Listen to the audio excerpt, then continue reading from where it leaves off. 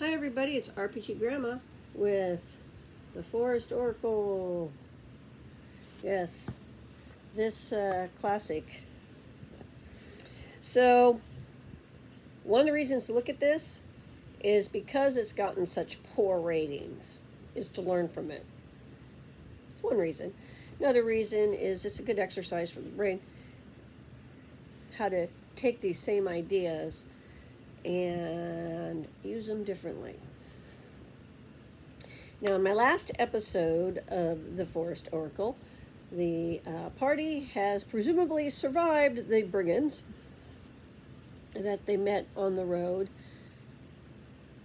going the same direction as they were, which created a sort of logic problem. But we won't worry about that. And we won't worry about the fact that it says constantly under every encounter, we'll fight to the death. Except, yeah, maybe you can take one person,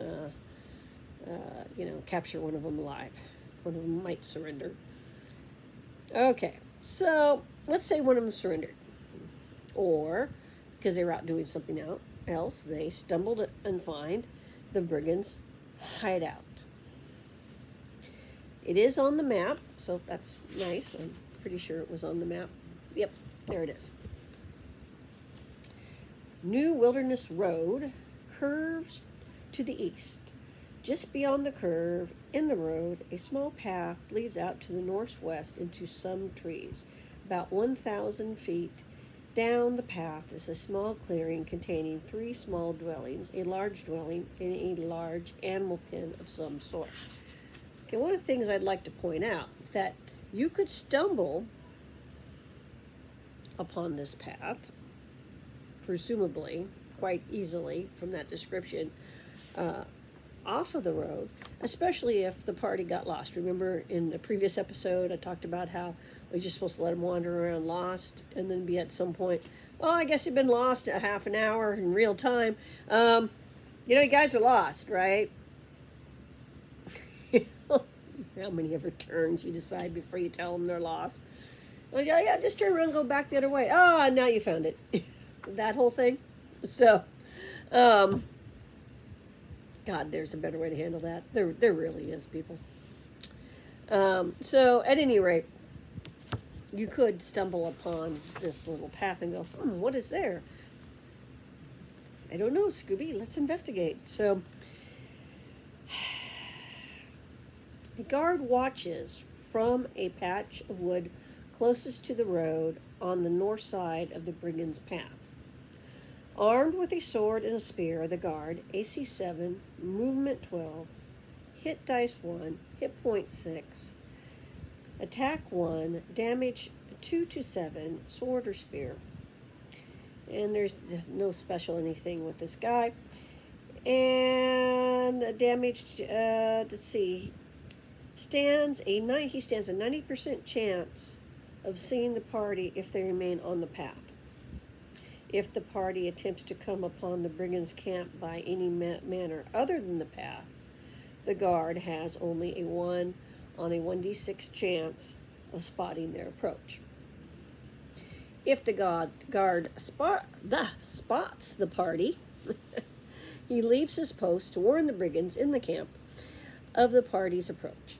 If he does not see the party, he stays where he is. If the guard is still alive when the party attacks the brigands' camp, he sneaks through the woods to aid his friends by attacking the PCs from the rear if possible. The brigands will be surprised if the party was not spotted by the guard.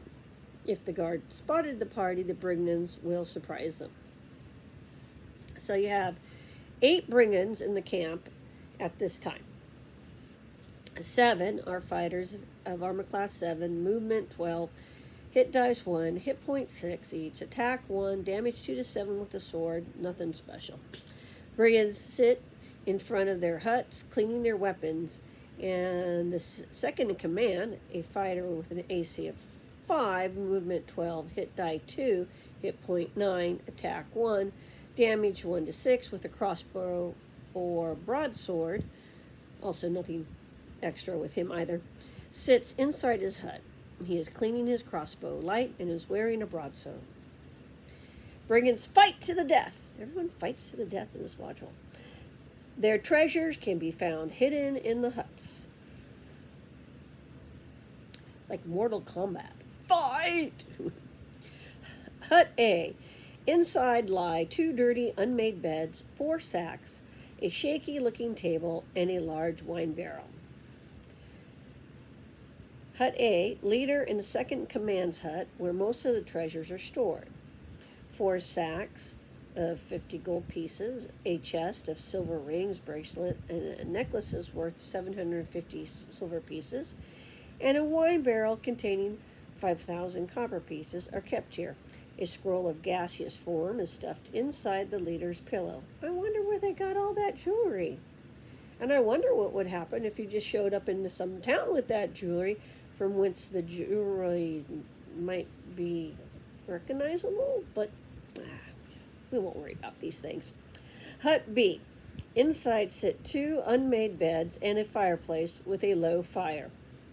There are 2 beds, a table, and a fireplace inside this hut. A small fire burns in the fireplace. A loose brick can be removed from the fireplace where 50 gold pieces, 100 silver pieces, 500 copper pieces, and a gem worth 150 gold pieces are hidden. Hut C. 2 beds with torn blankets, a rough table, and a fireplace furnish this room. No fire burns in the fireplace. Hut C. A chest that contains 1,000 copper pieces is hidden under the last bed. When the chest is opened, PCs must save versus paralyzation as a gas fills the room. A thief may attempt to remove the trap on the chest if he is able to detect it. Hut D. 2 beds, an old table, and an empty firewood box furnishes this hut. The fireplace has a stone which looks odd, as if not properly mortared. Hut D. The fireplace has no mantel, but it has that loose stone on the left side. Inside the hole lie 3 gems worth 100 gold pieces each, and a medallion of no magical value, in the shape of 2 wings supporting a cross with glass eyes. The medallion is made of silver and is worth 20 gold pieces. It's rather specific. I wonder if that's going to be important later. Oh, no, that would be internal logic, and we're not doing that in this module. No. And foreshadowing. Okay, area E. 2 goats look up from this pen and bleat. The earth in the middle appears torn up. Ooh, could be something there, right? As if someone had been digging there. Okay. Area E. This is a stock corral. There are 2 goats inside, but no treasure. Oh, it's a red herring, guys. If anyone enters the corral without tying the goats to the sides, the billy goat butts them for 1d4 worth of damage. So there must be a billy, a boy, and it sounds like there's also a girl. Okay. That is this little village of outlaws who are apparently, looking at the map, very, very close to the road, which means, gee, if you were going down this road that's well kept, seems like guards of travelers would notice this, and if you had this brand new road put in and maintained, presumably there's armies and stuff marching on it from time to time, or at least patrols. Seems like someone would go, "Hearken over there, that looks like a freshly made trail. We should investigate in case outlaws be there, shall we not? Sir Lancelot?" "Sure, Sir Gawain," and they're doing it. So, not the smartest outlaws. Just you're not getting to feel like they're proper outlaws, even though that's what they're being presented as. And I said this when we were trying to figure out what the deal was with their really bizarre description of the group of brigands that attack the party, if they're on the right trail to where they're actually supposed to be going, and not the side quest, or because they got lost, because it would be so easy, if they're going to get lost, to keep wandering, because you're going to go past the trail and end up in here instead. So I don't know, guys. I just don't know. Like I said, I'm inclined to see them as part of a bigger operation of some sort. Whether it's they're part of a cult, you know, they've got their little religious commune out there, instead of just having them be outlaws. That could be a thing. Whether they're being compelled or not, up to you. Or have them be working as part of the deal with the inn. Because we've got all these trails going in here and things happening. You have to ask what's going on. And it seems like there's some kind of economy going on, which when we get to the end, that'll be interesting. But like I would decide, for instance, to put something in the buried ground. Now, it might not be treasure, but it could be a clue to like a bigger thing going on elsewhere in the sandbox. Because I'm inclined to turn this into more of a living world with factions and things going on, and an area that the players could explore for various reasons, that they're going to go out and deal with something before the town gets cursed. Because I think it would be way cooler for them to be in town when the town gets cursed. Not come in after with the long backstory. No. That's just what I think should happen, you know. Or have them be out of the town, and then the town gets cursed while they're out of the town, and when they come back and be like, yeah, man, we found all these brigands in the woods, or the giant ants stealing the sheep or whatever, then be like, you guys did what? The town's cursed? No. And then start having like bad thing after bad thing happen, so that they're like, oh, there is something bad happening, you know. You know, there's so many ways you could do this, and I just think it would be better. But I would have the brigands doing more than just sitting around sharpening their weapons or whatever the hell they're doing, you know. Even when you're an outlaw, living in your little huts in the wood, you still got to cook for yourself. You still got to gather firewood, get water, feed the goats, give the goats something to eat, things like that. I mean, they should be doing things more than just, you know, sitting, too.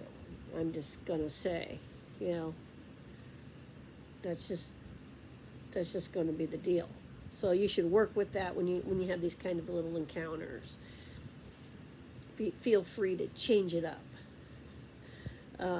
They could be having, you know, some kind of big gambling or something.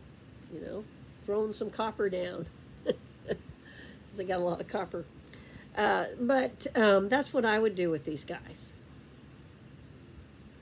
I would tie them into the other brigands better, because obviously they're together.